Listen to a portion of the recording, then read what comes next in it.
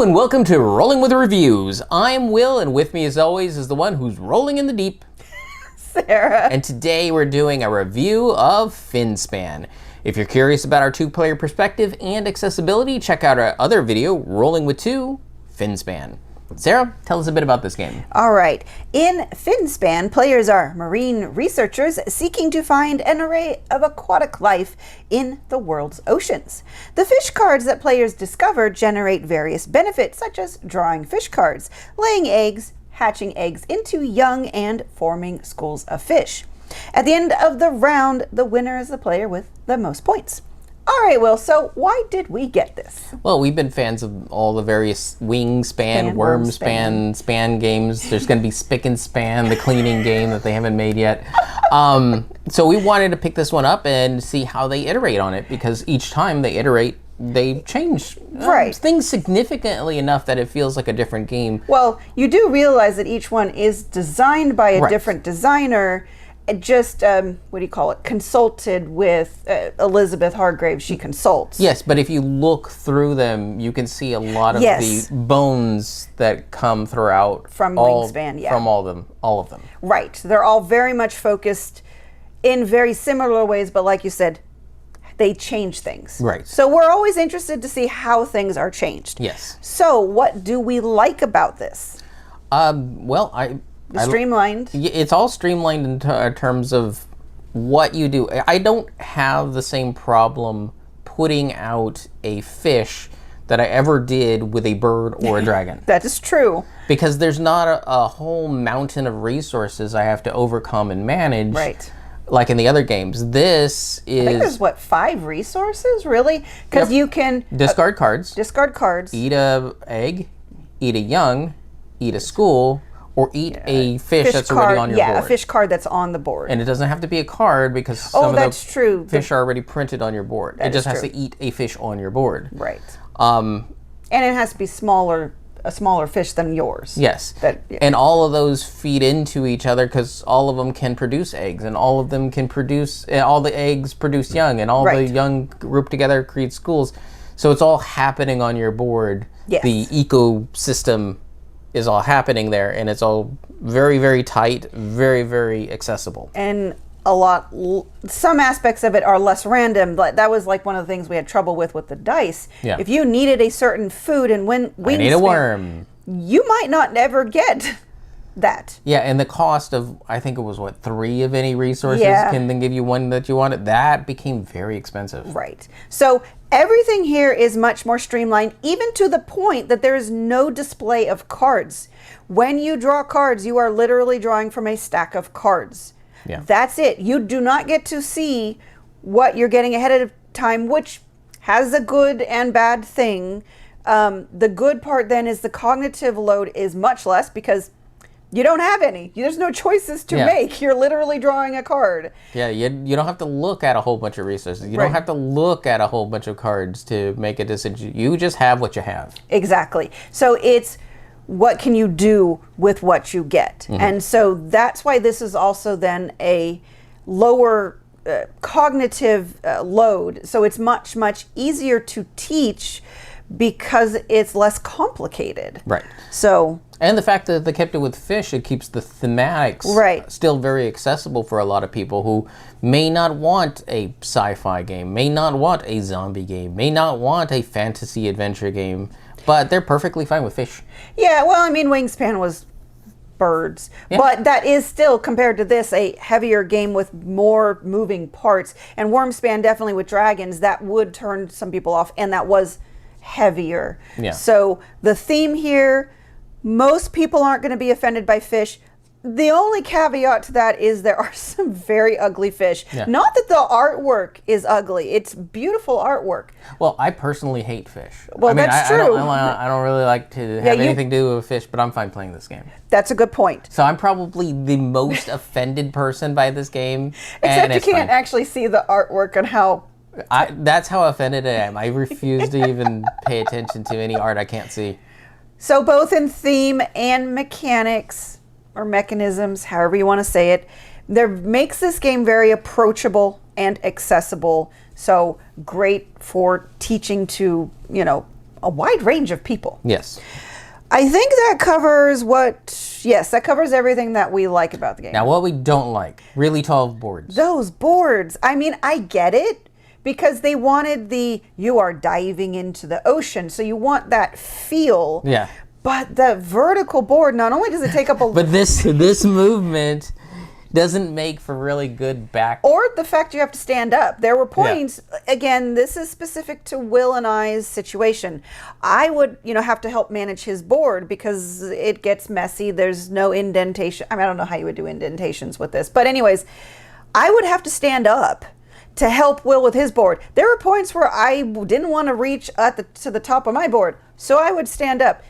Generally speaking, unless you're playing a really active party game, you don't generally want to stand up in the middle of a game to play the game. Right. So people with short arms, or again, just in general, younger people have shorter arms.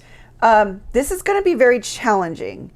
Again, I get why they thematically chose a tall board. Right. So it's just going to be a bit bad. And it's just practicality. It's like, oh yeah, it comes with that caveat. Right. And then the other part, because this streamlines the span, the core mechanisms, yes. like you said, the bones. Yeah.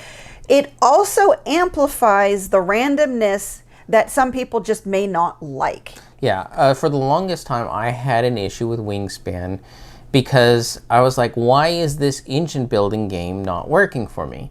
And I finally came across the realization, well, it's an opportunity engine building game. Yes. Where I just happen to have the opportunity to get the cards that could make an engine. And this makes no bones about it. It is completely an opportunity engine. Because you're drawing cards, you don't have any choices. You are going to see a finite number of cards in the game, and there is no way to cycle through more cards. So you could just randomly have a really bad game. And unfortunately for me, I experienced that in every game that we played of this so far. Because like one of the first game, I believe I had a lot of fish that needed cards to put them out, but I couldn't get an engine going to give me card drawing or to get cards back from my discard pile. So I had a fistful, that table full, because you have to lay them out. Fishful? I had a fishful of fish cards that I couldn't play because I literally could not get the resources for it, and there was no way for me to see more cards because of it. And in the second game, I needed fish that I think I needed more eggs, and again, I couldn't get the engine part going for creating eggs. So you could just really not get that opportunity. And unfortunately, the game is still on the longer side. I mean, it's not a 15-minute game. It's still an hour to an hour and a half. Maybe you could get it faster if you really play it a lot. Yeah. But it's only 4 rounds. It's only 4 rounds. And each person only has 6 turns. Right. But if you're really struggling because you can't get the opportunities, it doesn't feel good. And so it can diminish the experience of the game. Yeah. Now, part of that could be the fact that Sarah got a little bit too used to have the option of seeing a tableau available to her, so that she could definitely avoid at least some. Plus, wasn't there a way to get rid of the tableau to refresh it in Wingspan? That always happened at the end of the round. Oh, okay. I thought there was another way. Anyways, it let you steer a little towards more where you wanted to see. Versus, well, now you don't even have that option because you can't see anything. Yeah. You're literally just looking at the backside of the stack of cards, and you're drawing them, and whatever you get is whatever you get. We were finally playing on the same footing because for some reason on all my other games of Wingspan or Wormspan, I was like, it doesn't matter what the on display, I just get what I get. I guess this kind of leveled the playing field so that you could shine, because you were really good at pursuing the goals, and then for me, I was like, okay, I got it. This is the goal. And then I do an action and I realize it was completely contrary to the goal, and I'm just like, oh, this sucks. So just want to put it out there, this game may not be for everyone because of how it just amplifies the randomness that sometimes you just may not have those opportunities. Right. And that's that. Okay, moving on. Who is this for? We think this one is more for families and on up. And casual gaming. Yeah, and up. I think this is going to be much more accessible. As much as a lot of people tried to use Wingspan as an introductory game, I think there were still points where that was too complicated for some people. I mean, people gave it more of a shake because it was a non-offensive theme like birds. This one also non-offensive theme like fish. So you still have it going for you. And it's not actually fishing. Right. You are discovering fish. And you go, haha, you're a fish. Right. And the fish is like, oh my. and that's about the end of it. I'm just saying, there are games out there about fishing, but this one is even more non-offensive because you're not thinking about, stringing bait or eating the fish. Yeah. You are trying to I'm going to colonize you, fish. Yeah, you're not doing that. But the good news here is beyond casual gamers and beginner gamers or whatever, there are other gamers are going to also still enjoy it because there is still things going on that you can. I think of it more as a comboing game, like you're trying to get things that work together. It feels a little less engine building. Yeah, well, there is a part of the game that I hadn't seen in the other Wormspan or Wingspan, is where you have this sort of dynamic spatial thing that's happening where, okay, I'm hatching eggs, then I'm moving these little young around to form the schools, which are going to end up being big points at the end of the game. Right. However, schools can't occupy space with other schools, so you have to carefully move them all around. That's true. And you didn't really have that in the other games. No, you didn't. So that's a cool little twist. Yeah. So, and that's why it will keep more hardcore gamers engaged, because it's more than just drawing fish cards and putting fish out. Right. Okay. So I guess we should go over our rating. So for our ratings, we each have 1d6 worth of ratings to give. 1 is low, 6 is high. We give a number, a reason why, add it together and see what it rolled for us. Sarah, what did Wingspan? Nope, Finspan. Finspan. We've been talking. Wait. What did Wingspan roll for you? Oh dear Lord. I think it rolled like a 4 for me. I think I gave it a 5. That sounds about right. I will correct myself. Now that we know what Wingspan gave us, which is the basis and the but mother I believe of this. we also both gave Wormspan 5s. Yes, too. we both gave it 5. So I think you gave it 5 and 5. Yes. And I gave it 4 for Wingspan, 5 for Wormspan. Right. Now, what did Finspan roll for you? I'm sorry to say I'm giving it a 4. You're a hater. No, it gets farther away from what I really want from the game. Gotcha. So I really do want to build an engine, and here I barely feel like I'm creating a combo. And by that I mean I put out a fish that gives me an egg, and then the next card after below it, so that it would be activated in order, would allow me to hatch that into a young. But that's feels like the extent of what I'm doing in terms of engine building, because it's not. It's trying to get a series of things happening that will benefit you, that you will be able to capitalize on. So for example, there's the drawing cards, but also getting cards back from your discard pile. Well, you don't want an activation that you just won't be able to use to get like cards back from your discard pile kind of thing. So I just felt like I struggled with the game more than I enjoyed it, but I still do appreciate what it's doing, because I appreciate that it is streamlining the game, and it makes it much simpler to teach and all these things. And it's, again, a really accessible theme. I just didn't fully enjoy my experience with the game. That's the problem. I gave it a 6. Wow, now that I'm a little surprised, but not fully. Yeah, so I have always had an issue with the random cards. And this one, it's still there. However, it doesn't have the same amount of effort that went into the other ones. So I feel that I'm still having the same amount of enjoyment no matter which span game I'm having. It's just with Wingspan's effort being here, Wormspan coming closer, and then Finspan going down, comparatively, I'm putting in less effort to get the same amount of joy from the game. Okay, Which fair. is why each one has gotten ranked higher. Gotten a little bit higher. I think Wormspan, I did like a few of the mechanics a little bit more. Yes. But this one, I feel like there's less of an effort for me to get the same amount of enjoyment, even though I admit there are still elements in this game that could be better. Right. But comparatively, and I think that's why Wingspan was on my mind and why I asked for it first, is because this is what I directly compare it to. It's like, okay, that's true. I know what type of feeling I'm supposed to be getting from these games, and that's where my baseline is. Got it. And this one finally moved it so that my effort exceeded my enjoyment. Got it. So, 10 out of 12. It's still a good game. I mean, really good game to check out. And as we've discussed, it's going to fit in a lot of people's libraries. Yeah. I think the hardest thing is going to be once you started investing in one of the Span games. Well, especially Wingspan. Yeah, especially Wingspan, since it's just been out longer and has more expansions. Is it worth your money to buy a Span game that's something else?